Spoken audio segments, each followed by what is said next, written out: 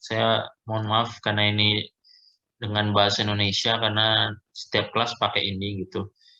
Jadi ini nanti I share you into English version dari organizational behavior Stephen Robin, nanti saya akan share di grup. Nah, ini untuk penilaian tadi your point matrix. Jadi first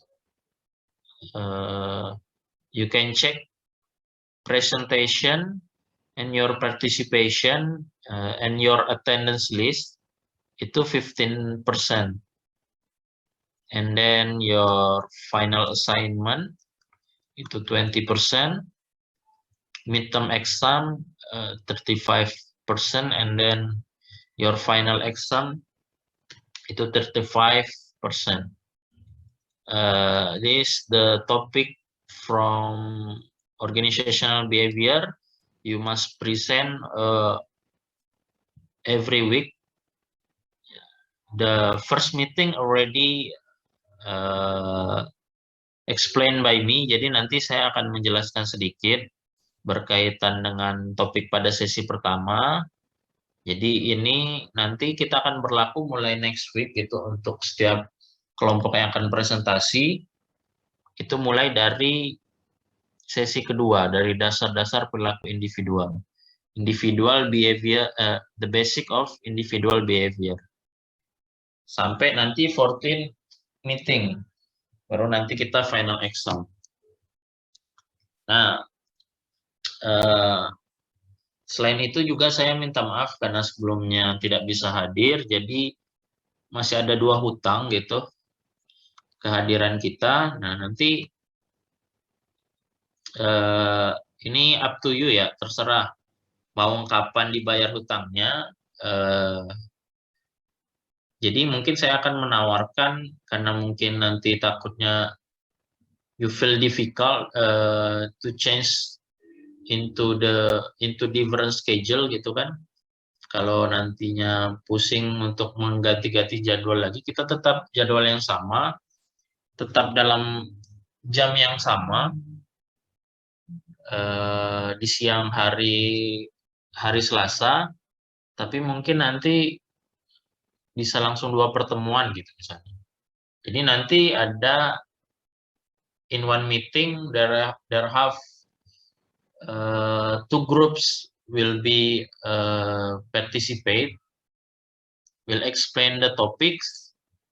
The first group and then they open discussion session, and then they close the meeting, their meeting, and then the second group can take over the meeting gitu.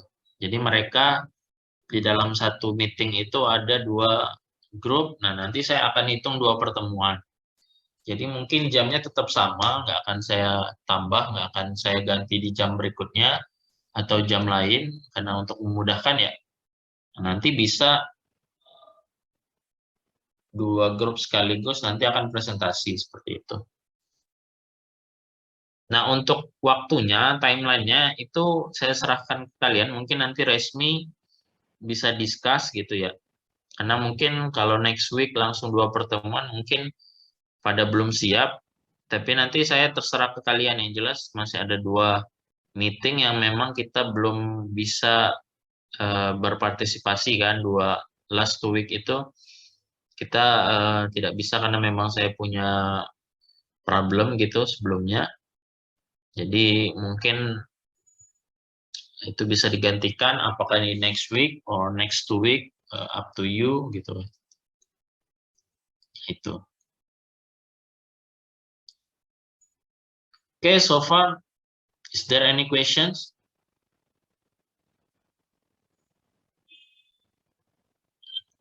Okay, and Pedro, I think Pedro already here. Yes, sir. Yeah, okay. Because when in the beginning we try to introduce ourselves, and then you don't participate because you're not already in the class. Jadi Pedro silakan untuk memperkenalkan dirinya dulu. Okay, sir. Excuse me, sir. My name is Pedro John Peter. I live in Sumberjaya, Bengkulu City with my parents. My nickname is Pedro. I previously attended SMA Negeri 11 Bengkulu City, sir. Okay, thank you, Pedro. Yes, sir.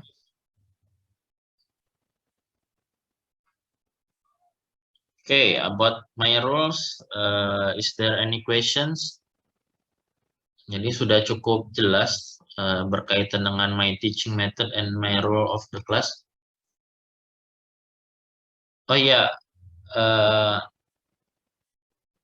jadi saya punya toleransi, I have tolerance for your attendance. If you cannot attend to the class, at least the maximum is 3 meetings without confirmation. Jadi ini di luar dari kalau kalian punya family problem atau your sickness gitu, ada beberapa kendala. Itu di luar itu ya. Jadi ada batas maksimum toleransi saya 3 kali. Kalian tidak bisa hadir di kelas tanpa without confirmation. Jadi tanpa konfirmasi.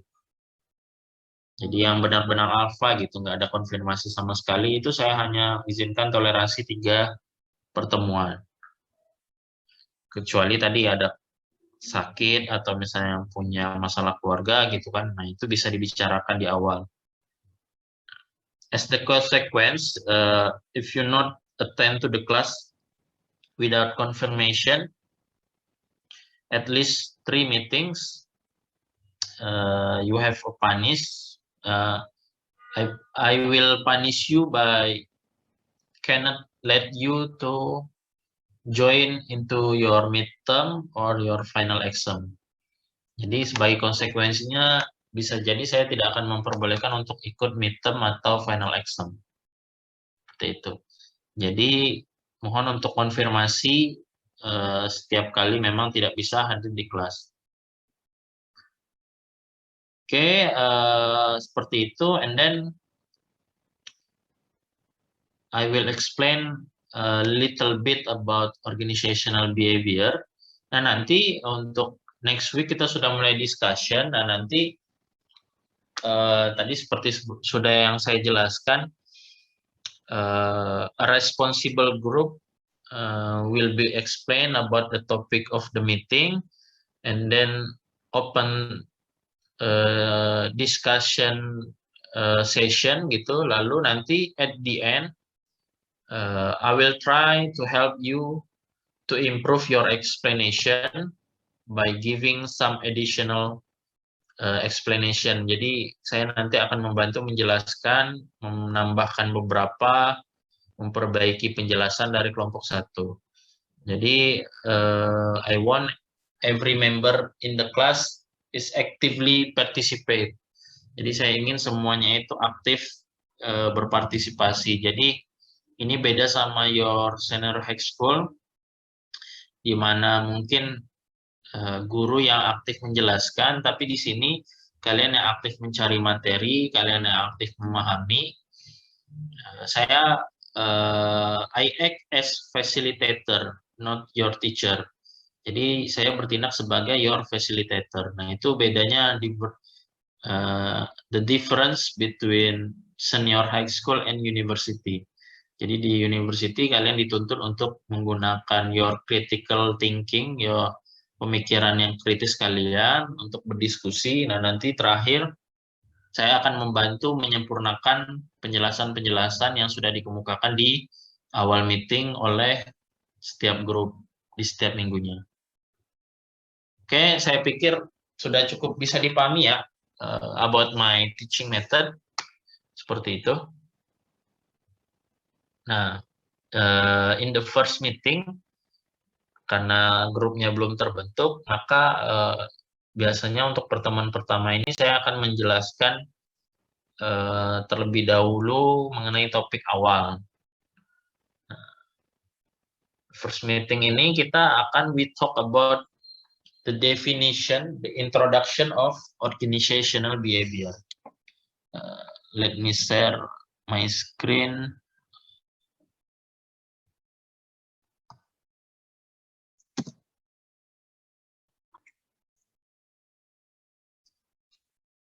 Okay.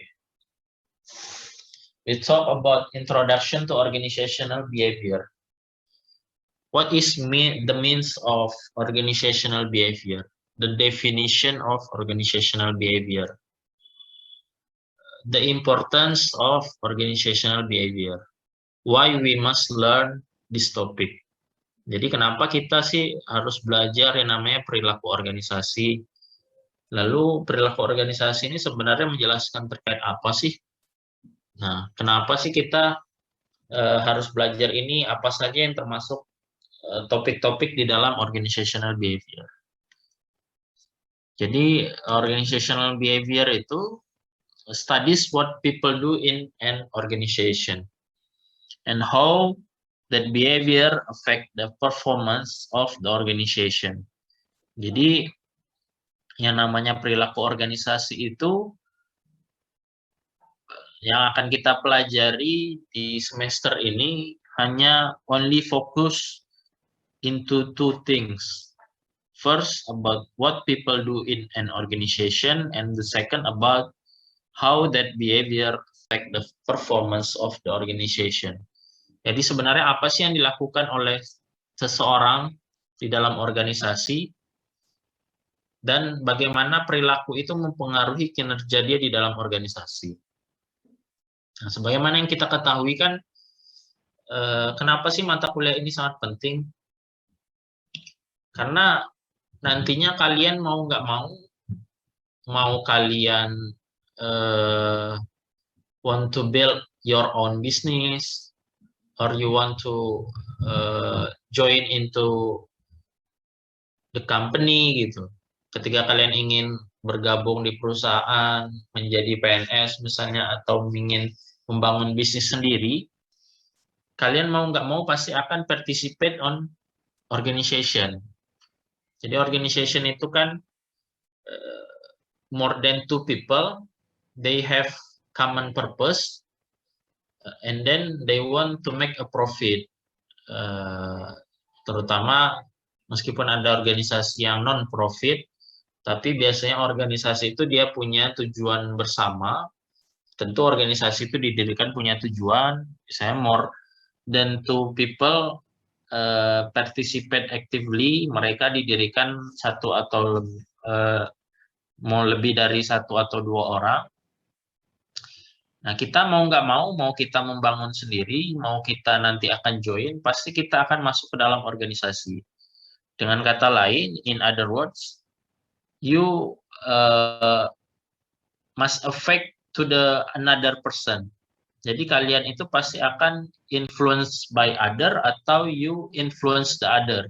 Jadi kalian pasti nanti akan dipengaruhi oleh orang lain di dalam organisasi itu, your peers, teman kerja kalian, atau kalian pasti akan mempengaruhi orang itu. Demi kesuksesan karir kalian kan. Development of your career gitu pasti depend on atau tergantung kepada your relationship with the another gitu, with the another person gitu kan. Jadi kalian pasti nanti akan berhubungan dengan orang lain untuk sukses dalam karir kalian. Ketika kalian ingin jadi seorang leader gitu, if you want to be a good leader gitu kan, apalagi ketika kalian ingin jadi orang yang karirnya semakin tinggi kan, otomatis posisinya semakin tinggi, otomatis dia akan memiliki banyak bawahan.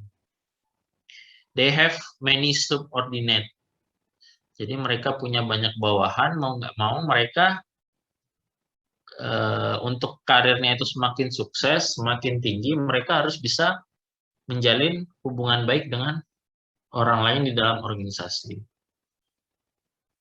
Jadi kita menyadari bahwa pentingnya kita belajar organizational behavior ini agar kita bisa to implies atau bisa mempraktekkan ini ketika kalian berada di organisasi kalian nanti.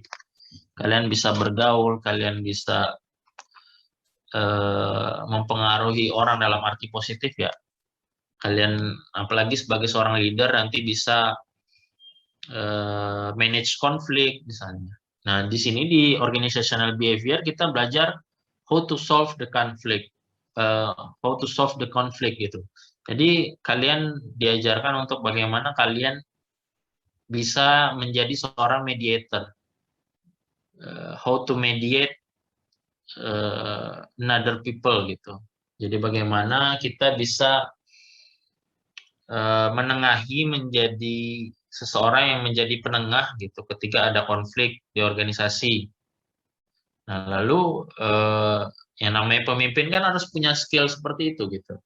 Lalu kita juga akan belajar how to communicate well to our subordinate gitu. Bagaimana kita belajar di dalam perilaku organisasi ini, kita belajar bagaimana sih berkomunikasi yang bagus dengan anak buah kita, dengan atasan kita, dengan subordinate, dengan our peers, dengan rekan kerja kita, seperti itu. Nah, kita juga harus menyadari bahwa behavior itu nanti akan affect the performance of organization. Tindakan yang kita lakukan itu pasti akan berpengaruh kepada kinerja kita di organisasi. Kalau kalian lihat dari sini, in topic of every meeting, we can talk about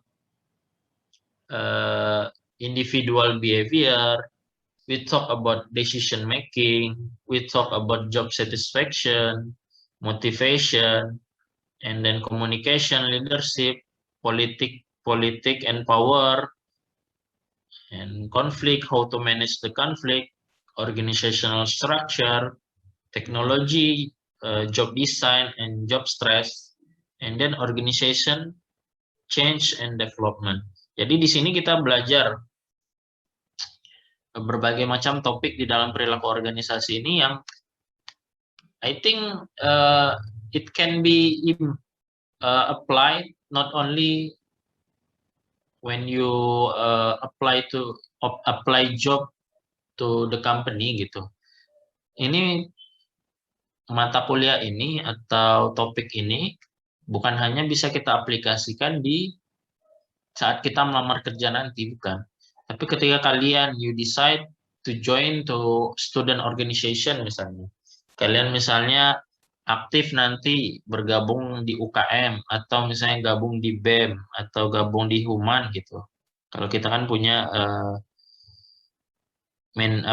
manajemen student organization-nya itu namanya Human kan, Human gitu bacanya. Jadi ini juga perlu gitu bagaimana misalnya contohnya berkaitan dengan communication. Itu di every organization pasti butuh yang namanya good communication. Leadership. Kalau kalian ingin menjadi seorang pemimpin juga harus mengetahui topik-topik berkaitan leadership. Lalu political and power. Nah, tidak selamanya mungkin ada beberapa di antara kalian menganggap politik itu is bad gitu. Padahal sebenarnya politik itu how to achieve your power itu ketika kalian ingin your career increase gitu kan, itu juga kalian harus tahu bagaimana kekuasaan dan politik itu berjalan. Politik itu bukan berarti kita hanya memilih presiden gitu, tapi ketika kita ingin berkarir di tempat yang lebih baik atau misalnya menduduki posisi yang lebih tinggi dari sebelumnya, karir kita berjalan lancar, itu juga merupakan sebuah proses politik. Jadi tidak selamanya yang namanya politik itu dianggap jelek. Political process itu juga kita belajar. Lalu konflik tadi how to manage the conflict. Karena yang namanya manusia ya, they have their own idea, their own thought, their own concept gitu. Jadi mereka punya berbagai macam pemikiran yang berbeda, ide yang berbeda. Bisa jadi nanti ketika kalian ditugaskan untuk terlibat di dalam sebuah project tim gitu, kita bisa jadi nanti akan ada konflik gitu. Konflik itu kan tidak selamanya baik, tapi tidak selamanya juga jelek. Justru konflik itu kadang mendewasakan kita. How to upgrade your idea gitu juga bisa melalui konflik gitu. Nah, konflik-konflik, lalu perundingan, kalian melakukan lobbying, itu juga kita akan pelajari. Jadi misalnya kalian di perusahaan ditugaskan untuk making a negotiation gitu to your supplier gitu misalnya. Kalian ditugaskan oleh organisasi kalian, company kalian untuk menjadi negosiator, berdiskusi, bernegosiasi dengan supplier kalian misalnya. Ingin menawar harga bahan baku untuk menciptakan produk yang lebih murah, kan tentu bahan bakunya lebih murah. Nah, kalian bisa menggunakan teori yang kalian pelajari di sini. How to making a negotiation, how to look your rival communication gitu. Jadi kalian juga bisa melihat lawan bicara kalian itu ngomong seperti apa. Dan lalu tadi bisa jadi ketika ada konflik kalian bisa mengatasinya dengan baik. Seperti itu. Lalu ada juga berkaitan dengan organizational structure. Jadi organisasi itu kan punya dua tipe ya. Tipe yang fleksibel atau tipe yang stagnan atau yang rumit birokrasinya. They have complicated bureaucracy. Nah, itu kita harus belajar bagaimana untuk bisa menyeimbangkan organisasi kita itu secara fleksibel. Jadi ketika misalnya ada perubahan-perubahan, nah ini sejalan kan kita belajar juga organizational change and development. Ketika organisasi kita perlu untuk berubah, bagaimana kita untuk merubahnya? Karena ketika perkembangan teknologi dan informasi contohnya semakin maju, mau nggak mau kita harus adapt with change in technology, information and technology tadi. Nah, bagaimana cara kita mengubahnya dan mengembangkan organisasi kita juga akan dipelajari di sini.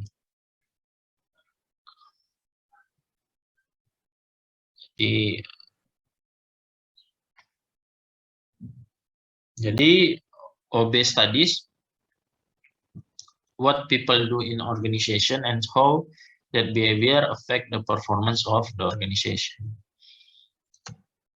Nah, we try to be effective manager or we try to be successful manager. Jadi kan kita diharapkan ketika belajar ini, ketika kita nanti jadi manajer, kita akan dihadapkan pada dua perspektif, menjadi seorang effective manager atau seorang successful manager. Bedanya apa?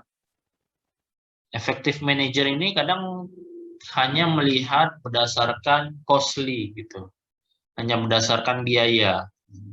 Misalnya dia berada di manajemen produksi sebagai production manager. Jadi itu beranggapan bahwa dia sukses atau dia berhasil itu ketika dia efektif itu dengan reducing costly, dengan menghemat biaya, tapi dengan large quantity. Padahal sebenarnya successful manager itu berpendapat berbeda. Bisa jadi effective manager itu tidak dengan baik, justru malah merugikan organisasi. Karena tidak selamanya yang hemat, yang costly reduce itu akan bisa berefek kepada profit gitu, keuntungan. Bisa jadi kalau dia tidak meet the expectation from customer atau tidak bisa memenuhi selera customer, mau barangnya murah tapi murahan gitu, kualitasnya juga murahan, bisa jadi company itu tidak akan mendapatkan profit. Nah, successful manager itu dia melihat dari segala aspek, bukan hanya dari segi costly saja.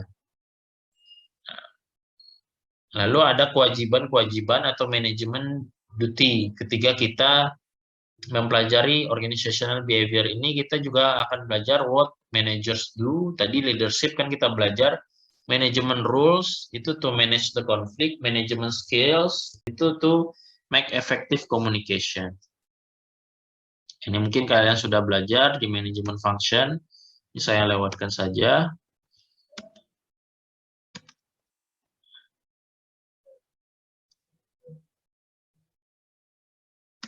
Ini juga. Jadi goals of organizational behavior itu tujuannya kita belajar ini diharapkan kalau sudah selesai mempelajari ini kita bisa explain, predict and control human behavior.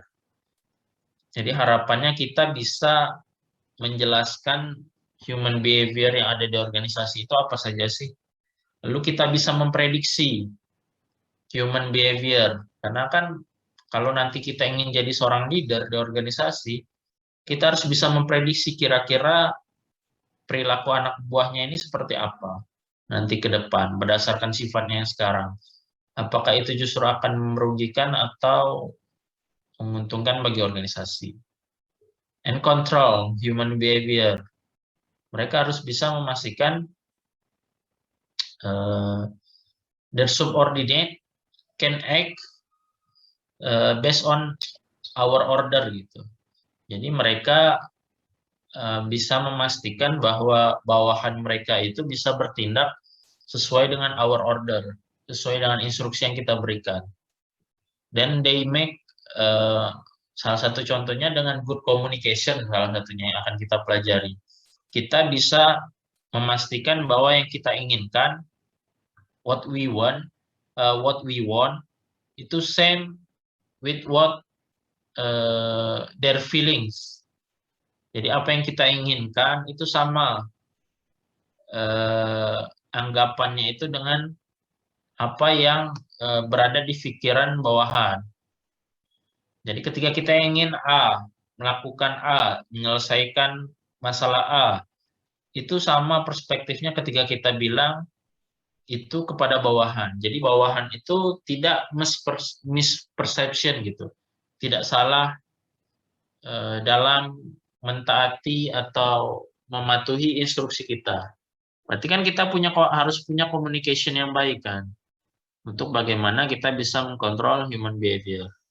Bisa juga memastikan to make sure every subordinate can act based on our order. Nah, jadi selain manajemen, we learn about other topics gitu di organizational behavior ini. Kita akan belajar about psychology, seeks to measure, explain, and change behavior. Di dalam mata kuliah ini kita dituntut juga untuk belajar psikologi. Kita dituntut untuk bisa menilai kondisi psikologi seseorang, gitu, psychological thinking dari seseorang. Lalu kita juga belajar selain psikologi, kita belajar sosiologi. Kita belajar about human being, about people in relation to their fellow human being. Kita belajar juga social psychology, focus on the influence of people on one another. Kita juga belajar terkait antropologi di sini. Study of society to learn about human beings and their activity. And then we learn also about political science. Karena tadi kan kita ada topik berkaitan dengan political and power. Study of the behavior of individuals and group within a political environment. Kadangkala kita bukan diajarkan ketika kita belajar political science itu kita tidak diajarkan untuk menjadi politician gitu. Tapi kita diajarkan untuk bagaimana beberapa nilai-nilai yang positif dari politician itu bisa kita terapkan. Jadi kan politician ini kan kalau dari segi kita melihat politikus negara kita itu kan orangnya licik-licik gitu, koruptor. Nah, padahal sebenarnya ada good point-nya dari seorang politician itu adalah dia kalau konteks dalam arti positif adalah dia tidak mudah untuk dikelabui atau ditipu oleh orang lain. They cannot easily trap by other people gitu. Kenapa? Karena mereka tahu bahwa hal-hal yang jelek itu kita tahu bagaimana cara menanggapinya, kan kita harus tahu hal-hal jelek itu. Misalnya terkait money laundry, pencucian uang, kan kita harus tahu konsepnya. Nah, politician itu dia bukan hanya sekedar tahu, tapi bisa menghindari itu gitu. Karena kan kalau kita lihat orang yang tidak mengerti terkait political science, mereka bisa dengan mudah terjebak ketika misalnya jadi seorang leader atau seorang pejabat publik gitu kan, seorang yang berkuasa di organisasinya. Nah, kita berharap agar kita di organisasi, ya namanya politik itu kan bukan hanya ada di government institution gitu, tapi juga ada di company institution, bahkan ada di education atau di medical institution. Ketika misalnya ada proses pemilihan pemimpin, misalnya di sebuah universitas atau di sebuah rumah sakit, apakah itu terbebas dari yang namanya politis? Pasti tidak, karena kan semua orang itu punya hasrat. Bisa jadi ada yang punya ambisi, dia menggunakan cara-cara yang tidak etis gitu dalam meraih kekuasaan. Nah, kita mengambil poin positifnya adalah kita bisa mencegah itu gitu. Ketika kita tahu political science itu, kita tahu untuk bagaimana to avoid unethical things in political environment. Terutama ini yang paling kelihatan tuh ketika proses pemilihan kekuasaan. When we change our leader gitu. Nah, biasanya disitulah yang namanya political proses itu berjalan. Nah, bagaimana kita avoid tadi negative impact atau negative point and ethical things in our organization. Nah, jadi organizational models ini learn first about our individual thought or individual thinking. Jadi kita belajar dari segi individu dulu, dari segi rekan kerja kita person to person, dengan atasan kita person to person, dengan bawahan kita juga. Kita belajar how to communicate with them, how to manage conflict with them, how to predict our subordinate behavior gitu. Itu kan konteksnya in term of individual level. Lalu kita juga belajar di group level, itu semakin meningkat. Ketika kita misalnya naik posisi kita kan, we have a promotion gitu kan. Jadi kan kita semakin naik, yang awalnya cuman relationship between individual in same department gitu kan, di satu departemen, di departemen yang sama, ketika kita naik posisi, kita akan predict or control human behavior itu bukan hanya lagi di individual level, tapi di group level, di skala yang lebih besar, di departemen yang berbeda, sampai organizational system level. Kalau kita nanti misalnya menjadi seorang CEO misalnya, atau seorang presiden gitu kan di dalam organisasi, maka skala human behavior-nya, skala organizational behavior-nya semakin besar.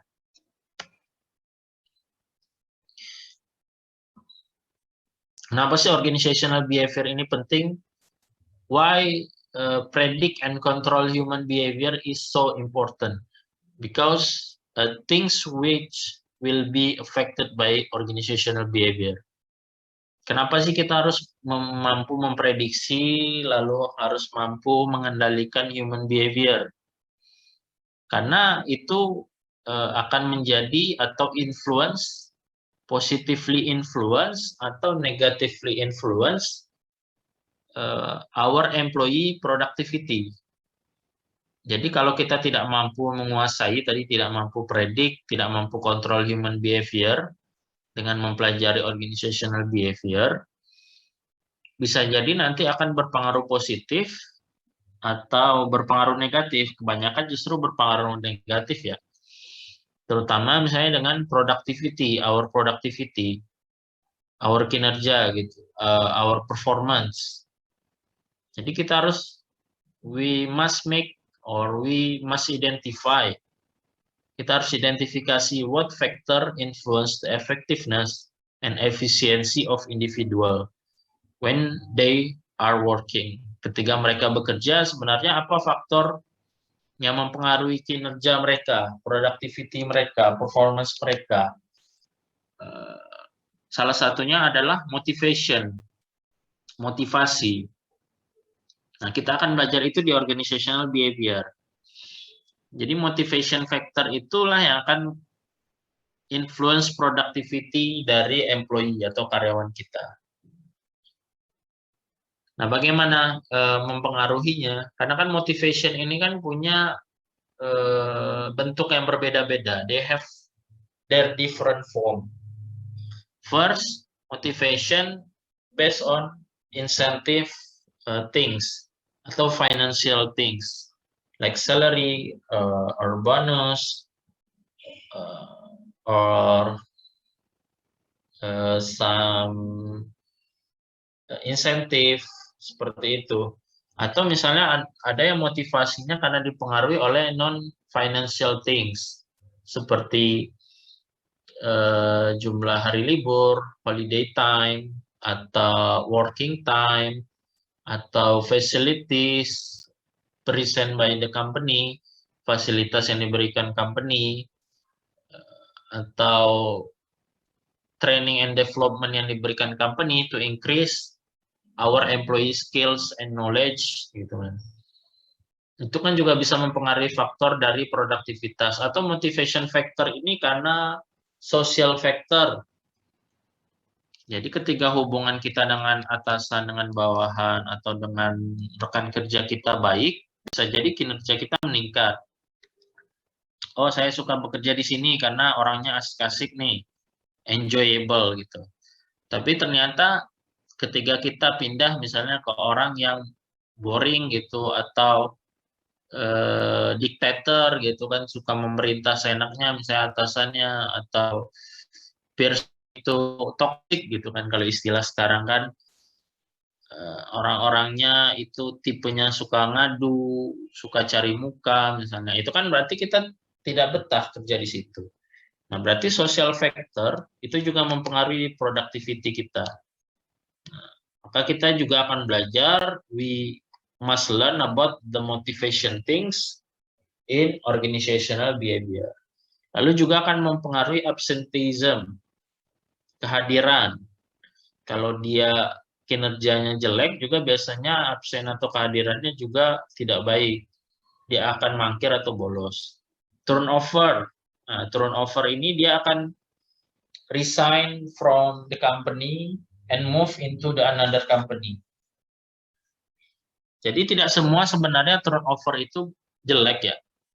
Perpindahan pegawai atau keluarnya pegawai kita, apalagi kalau pegawai ini jadi tukang rusuh gitu, seorang provokator. Jadi tidak semua yang namanya all turnover itu bad. Tapi turnover yang bad itu ketika pegawai kita itu sudah berprestasi, they have high performance, they becoming our special talent, mereka menjadi talenta yang spesial bagi kita, they have specific knowledge atau specific kompetensi, mereka punya kompetensi yang berbeda, yang unik gitu, yang dicari oleh banyak perusahaan. Kita punya nih orangnya. Ketika dia pindah, apalagi ke perusahaan saingan kita, justru itu akan decrease our performance, juga putting our position into high risk, juga menempatkan kita ke dalam posisi yang resikonya tinggi. Karena bisa jadi the secret of the company itu already taken by him or her. Bisa jadi rahasia perusahaan itu diambil oleh dia, lalu transfer into our rival gitu, our rival company kan, bisa ditransfer ke company rival kita. Jadi how to retain our talent, how to make how to make our employee feel comfortable. Jadi how to retain a talent kita atau mempertahankan pegawai kita yang berprestasi, terutama yang berprestasi dan punya kinerja baik, itu juga sangat penting gitu. Jadi turnover itu terkadang baik, juga terkadang jelek. Nah, jadi bagaimana kita to control our turnover, itu juga akan dipelajari dari topik-topik yang ada di organizational behavior. Nah, ini juga organizational citizenship behavior. Jadi, how to increase our employee organizational citizenship behavior. Apa sih organizational citizenship behavior itu? Jadi, ini adalah behavior dari employee behavior when they feel their company is the best thing in their life gitu. Maksudnya mereka berpikir ini udah tingkatan karyawan yang sudah sangat loyal ya. They have high loyalty. Jadi mereka sudah berpikir bahwa their position or their company itu the best thing in their life gitu. Jadi suatu hal yang terbaik gitu di dalam kehidupan mereka. Jadi mereka sudah sangat, ini kalau kita sudah punya orang-orang yang punya OCB ini, sudah sangat loyal gitu, beranggapan bahkan dia rela gitu. They want to sacrifice their power atau their physical, their time gitu, to increase the company performance. Jadi ketika kita sudah punya orang yang punya OCB tinggi, dia itu orang yang loyalnya tinggi gitu. Jadi dia sudah bersedia, tarafnya sudah sampai berkorban gitu, waktu, tenaga untuk kemajuan organisasi. Nah, orang-orang seperti ini mahal dan jarang gitu. Ketika kita punya, bagaimana cara kita untuk mempertahankan mereka. Selain itu juga bagaimana cara membuat orang-orang itu bisa berperilaku OCB yang tinggi. Nah, itu juga akan kita pelajari di organizational behavior ini. Nah, OCB ini juga sebenarnya bermula dari job satisfaction. Jadi, job satisfaction yang tinggi, high job satisfaction, kepuasan kerja yang tinggi, happy employee, itu nanti akan berakibat implies to organizational citizenship behavior. Kenapa namanya citizenship? Itu kan kewarganegaraan tuh citizenship. Jadi sudah seperti warga negara terhadap negaranya. They feel proud gitu, to defend their country gitu kan. Jadi kalau kita sebagai citizen itu kan kita merasa bangga untuk membela negara kita, untuk mempertahankan negara kita. Nah, seperti itu juga konsepnya kalau seorang sudah punya OCB yang tinggi. Dia sudah, setelah bagaimana layaknya warga negara ya, bangga untuk membela, bangga untuk mempertahankan perusahaan mereka dari kehancuran atau bagaimana perusahaannya itu menjadi jaya gitu. Jadi mereka bangga untuk bekerja di situ. Nah, rasa bangga itu muncul, their proud appears from happy employee. Jadi ketika orang itu tidak happy ya balik lagi dia akan increase absenteeism, akan decrease productivity, terutama dia juga akan making a turnover tadi. Dia akan absennya tinggi, dia kinerjanya jadi menurun, bisa jadi nanti dia akan pindah. Nah, kita how to manage our job satisfaction, how to increase our employee job satisfaction. Nah, itu juga nanti akan dipelajari di employee di organizational behavior ini, di perilaku organisasi ini. Ini tadi organizational citizenship. Jadi example of organizational citizenship behavior itu sudah dalam taraf helping other on one work team. When their work is complete or finished, they want to help the others gitu. Karena kan ini untuk kepentingan organisasi, meskipun kerjaan mereka sudah selesai, mereka tetap berinisiatif untuk membantu temannya di dalam menyelesaikan pekerjaan. Nah, ini rasanya mahal ya, sedikit orang yang udah mau kayak gini. Volunteering for extra job activity. Sudah dalam taraf volunteer atau menjadi relawan untuk pekerjaan yang ekstra. Lalu avoiding unnecessary conflict, menghindari konflik yang tidak perlu. And then making constructive statement about one work group and the overall organization. Jadi mereka membuat statement yang konstruktif, mereka memberikan kritik, kalaupun memberikan kritik itu yang membangun terhadap kinerja dari grup dan overall organization. Nah, ternyata ada faktor-faktor variabel yang lain yang mempengaruhi kinerja tadi, dan terutama berkaitan dengan behavior tadi, human behavior. Nah, variablesnya yang mempengaruhi affect the behavior itu bisa jadi age, gender, personality, emotion, values, attitude, ability. Nah, nanti kita akan semua pelajari perception, individual decision making, learning, and motivation. Itu tatarannya di individual variables. Nah, naik lagi, next step in group variables itu ada norm, communication, leadership, power, and politics. Nah, itu kita juga akan pelajari di next meeting. And then in organizational system variables, including organizational culture and human resource practices. Kita akan belajar berkaitan dengan budaya dari organisasi. Apa sih specific things atau specific value offered by organization. Jadi ketika organisasi itu mampu membangun budaya organisasi atau punya nilai-nilai khusus, itu juga bisa akan menarik karyawan itu untuk bekerja dengan baik. Budaya inovatif, budaya kerja keras, budaya toleransi yang tinggi. Nah, itu berbagai macam budaya yang memang bisa membuat employee itu maintain their performance, menjaga performance mereka itu untuk tetap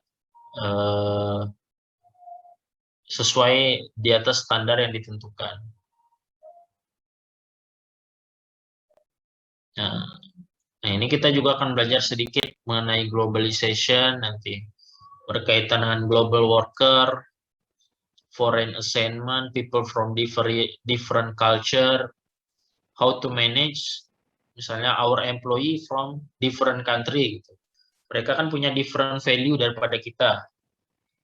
Nah, bagaimana kita beradaptasi dengan budaya atasan kita atau budaya bawahan kita atau budaya rekan kerja kita yang berbeda. Apalagi kalau kita, misalnya kita nggak tahu ya, when we work, nanti in the future kita bekerja di multinational company misalnya. Working together with another employee from overseas gitu, dari luar negeri gitu kan. Nah, kita belajar untuk berinteraksi dengan mereka, memahami budaya mereka, itu juga akan kita pelajari di organizational behavior. Nah, ini kata kuncinya adalah managing diversity. Workforce diversity itu keanekaragaman di dalam organisasi karena adanya perbedaan suku, perbedaan agama, perbedaan adat istiadat, perbedaan budaya. Nah, itu juga kita akan pelajari karena pasti nanti ketika kita join into organization gitu, bisa jadi memang semua orang itu punya latar belakang aneka ragam, yang beraneka ragam, yang berbeda. Nah, bagaimana how we can adapt on or we can tolerate with different value gitu, dengan nilai-nilai berbeda yang selama ini kita yakini. Karena organizational itu are becoming a more heterogeneous mix of people in terms of gender, age, race, ethnicity, and sexual orientation. Nah, apalagi kita sebagai seorang manajer kan, have to shift their philosophy from treating everyone alike to recognizing difference and responding to those difference in ways that ensure employee retention and greater productivity. Jadi apalagi kalau kita sudah tatarannya menjadi seorang manajer dengan bawahan yang punya budaya atau filosofi yang berbeda dengan kita. Bagaimana kita treating everyone and we recognizing the difference. We can accept difference value gitu. Jadi jangan sampai karena nilai kita itu berbeda dengan nilai mereka, kita menganggap nilai kita benar dan nilai mereka itu salah. Itu yang tidak boleh diterapkan ketika kita berada di diversity environment, berada di lingkungan yang beraneka ragam. Ya. Baik, saya pikir I think this is enough for my explanation to giving you insight about organizational behavior.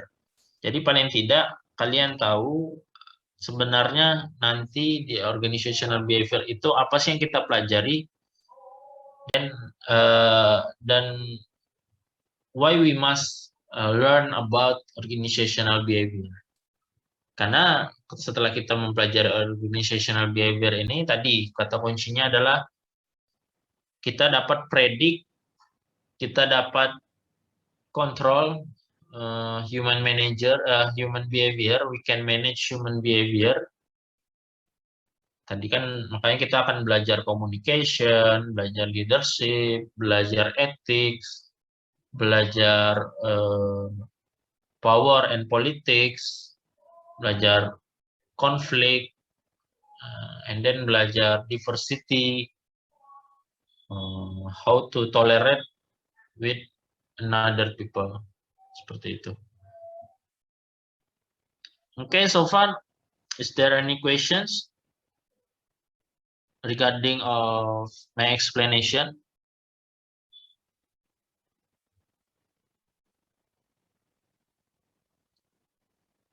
Okay, any question?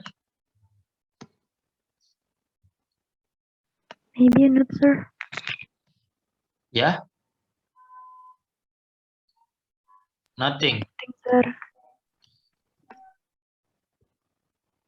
Okay, do you understand what I explain about organizational behavior? Sejauh ini sudah mengerti apa yang saya, paling tidak sudah mendapatkan gambaran ya, apa yang kita pelajari nanti ke depan mengenai organizational behavior. Dan kenapa organizational behavior itu penting untuk kita pelajari. Ini bisa diaplikasikan tadi seperti yang saya bilang, bukan hanya di dunia kerja, in your career in the future, bukan. Tapi ketika kalian nanti akan bersinggungan, bertemu dengan orang-orang di sebuah organisasi, bahkan misalnya di lingkungan sekitar rumah kalian, di RT kalian, misalnya di Karang Taruna, atau di perkumpulan organisasi keagamaan, atau organisasi mahasiswa, itu kalian pasti akan bisa mengaplikasikan apa yang kalian dapat di organizational behavior ini. Jadi saya harap, I hope you can understand very deeply understand about the concept of human behavior, especially in organization. We talk about organizational behavior, then we talk about human behavior in organization. In terms of individual level first, and then in the group level, and at last in organizational level. Jadi pertama kita belajar juga tatarannya atau levelnya Ketika kita misalnya ngobrol satu sama lain, itu kan di individual level. Kita memprediksi atau ketika kita ingin mengenal orang ini lebih dalam dengan berkomunikasi. Nah, itu tatarannya individual level. Nanti kalian akan gunakan ketika kalian berada di lingkungan baru, adapt with new environment, how to greetings our peers, gitu, menyapa rekan kerja kita, mengenal lebih dalam tentang mereka. Itu di individual level. Lalu di group level kita belajar kalau misalnya sudah terlibat di dalam sebuah project, kita dituntut harus bisa making a good teamwork, membuat kerjasama yang baik. Nah, itu sudah di dalam konsep group level. Berarti kita sudah harus bisa punya good leadership, good conflict resolution, bagaimana menyelesaikan konflik dengan baik. Nah, nanti akan beranjak lagi ke yang lebih atas, yaitu organizational level. Bagaimana cara kita memajukan organisasi kita dengan build organizational culture, membangun budaya organisasi, membangun nilai-nilai organisasi, membuat orang-orang atau karyawan itu feel loyal to us, gitu, akan bisa loyal dengan kita. Nah, yang good leader itu kan ketika dia sudah mampu apa ya, bahasanya itu idealize influence, memberikan pengaruh yang ideal bagi orang-orang, becoming an example, gitu, menjadi seorang contoh atau good example tadi. Nah, salah satunya kalau kalian sudah belajar leadership di organizational behavior, harapannya bisa menjadi good leader tadi, menjadi contoh tadi, menjadi panutan bagi bawahannya.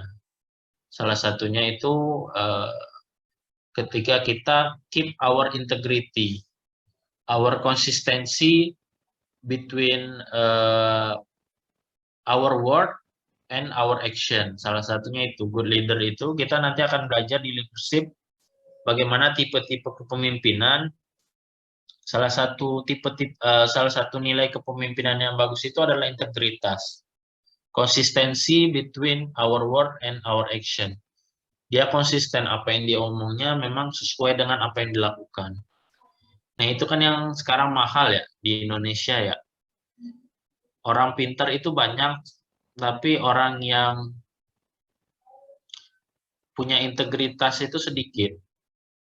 Jadi seorang leader atau good leader itu bukan hanya they only have technical skill, bukan hanya orang yang terbaik di bidangnya, bukan hanya orang yang mampu misalnya di bagian dia departemen engineering ya, orang yang punya pengetahuan terkait dengan software itu yang paling baik, gitu, bukan seperti itu.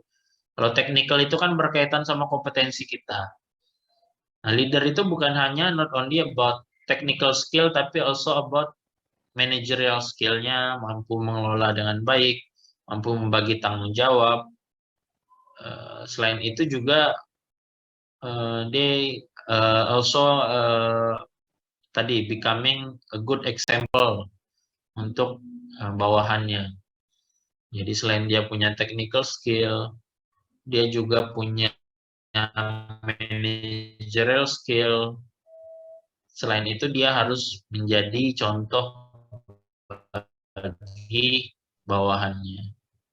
Baik, itu mungkin I think this is enough for today. If you or if you still have a questions, kalau tidak ada, your attention today. I hope today you will get more insight. Jadi kalian harapannya mendapatkan pemahaman yang baik mengenai materi pada hari ini.